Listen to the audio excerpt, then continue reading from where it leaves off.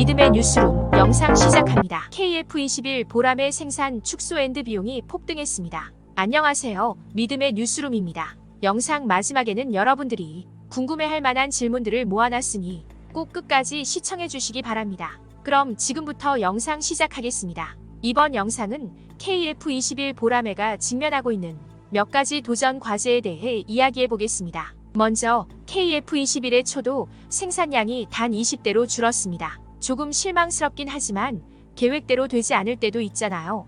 더 큰 문제는 대량 생산 가격이 상당히 높아질 것으로 예상된다는 점입니다. 이는 수출에 영향을 미칠 수 있으며 다른 국가들이 이 전투기를 손에 넣는 것을 조금 더 어렵게 만들 수 있습니다. 하지만 좋은 소식도 있으니 부정적인 면만 생각하지 말아야 합니다. KF21의 개발은 실제로 비용 효율적이고 기술적으로 매우 성공적이었습니다. 따라서 몇 가지 차질이 있긴 했지만 개발팀은 비용을 절감하고 인상적인 발전을 이루었습니다. 하지만 여기서 다시 조금 실망스러운 부분이 있습니다. 2032년까지 120대의 KF21을 보유하겠다는 꿈은 산산조각이 났습니다. 삼키기 힘든 약이지만 때로는 계획이 우리가 원하는 대로 이루어지지 않을 때도 있습니다. 그렇다면 이 모든 것이 검증되지 않은 전투기의 미래에 어떤 의미가 있을까요?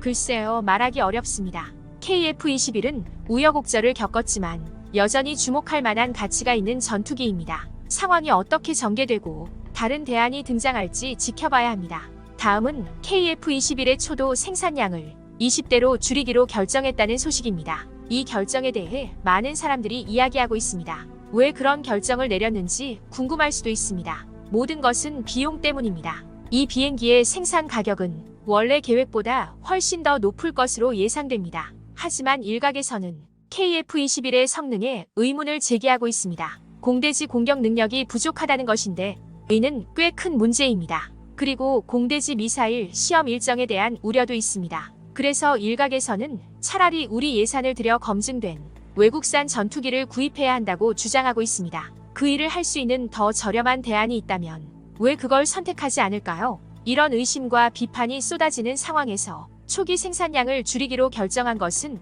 놀라운 일이 아닙니다. 그들은 더 많은 제품을 생산하기 전에 이 20대의 성능을 보고 싶어 합니다. 그리고 솔직히 이는 현명한 조치입니다. 모든 것을 걸었다가 나중에 후회하는 것보다는 신중을 기하는 것이 낫습니다. 하지만 생산량이 줄어든다고 해서 앞으로 KF21을 더 이상 볼 수 없다는 의미는 아닙니다. 이 20대의 성능이 입증된다면 앞으로 더 많은 생산량을 확보할 수 있을지도 모릅니다. 다음 섹션은 KF21 보람회의 양산 가격 상승이 수출에 어떤 영향을 미칠 수 있는지 알아보겠습니다. KF21의 양산 가격이 상당히 높아질 것으로 예상되는 것은 분명 우려할 만한 일입니다. 제품 가격이 올라가면 잠재적 구매자에게 매력도가 떨어지고 이는 수출에 좋지 않습니다. 사람들은 항상 최고의 가성비를 원하며 더 저렴한 대안이 있다면 KF21 대신 그 대안을 고려할 것입니다. KF21은 이미 검증되지 않은 전투기라는 비판에 직면해 있는데 이제 생산 비용이 더 높아지면 판매는 더욱 어려워질 것입니다. 개발 비용 측면에서 KF21은 알뜰한 개발과 기술적 성공이라는 찬사를 받고 있습니다. 하지만 안타깝게도 생산 비용이 매우 높아졌다는 사실은 변하지 않습니다. 생산 비용이 높으면 제품 가격도 높아지는 것은 당연한 일입니다. 이는 KF21의 수출 잠재력에 영향을 미칠 것이 분명합니다. 당초 2032년까지 120대의 KF21을 도입할 계획이었지만 이번 타당성 조사 결과로 그 꿈은 물거품이 됐습니다. 결국 KF21 보람회의 높은 양산 가격은 수출에도 영향을 미칠 것이 분명합니다. 검증되지 않은 전투기라는 점과 높은 가격의 조합은 결코 좋은 조합이 아닙니다. 더 저렴한 대체 기종이 있다면 다른 국가들이 이를 선택할 가능성이 높습니다. KF21 보람회의 초도 생산량이 20대로 줄고 높아진 양산 가격으로 인해 수출에 영향이 예상되며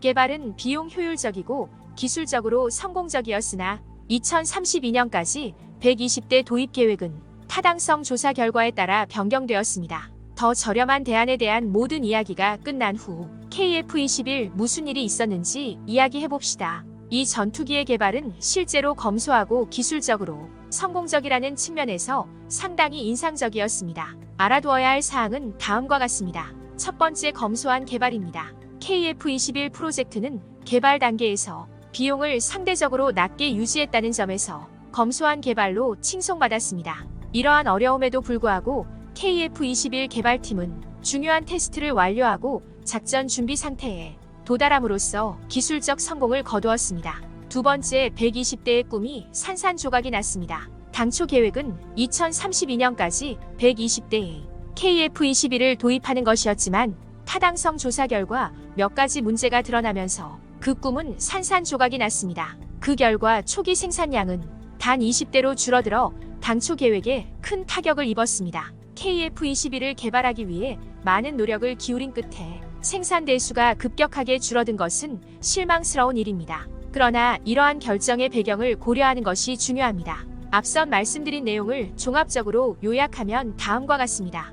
첫 번째, KF-21 초도 생산 물량이 20대로 줄었습니다. 양산 가격이 크게 높아져 수출에 영향을 미칠 것으로 예상됩니다. 두 번째, KF-21의 생산 비용이 매우 높아졌습니다. KF-21은 검증되지 않은 전투기이며 더 저렴한 대안이 있다면 구매할 필요가 없습니다. 개발 비용 측면에서 KF-21은 검소한 개발이었고 기술적으로도 성공적이었습니다. 세 번째, 2032년까지 120대의 KF-21을 도입할 계획이었지만 타당성 조사 결과 그 꿈은 깨졌습니다. 납품 가격 상승으로 인해 생산 가격도 상승할 것으로 예상됩니다. 마지막으로 여러분들이 궁금해할 만한 질문들을 정리해 보겠습니다. 끝까지 시청 부탁드립니다. KF-21의 높은 양산 가격은 수출 잠재력에 어떤 영향을 미칠까요? KF-21의 양산 가격이 상당히 높아지면 수출 잠재력에 큰 영향을 미칠 수 있습니다. 사람들은 항상 더 저렴한 대안을 찾고 있기 때문에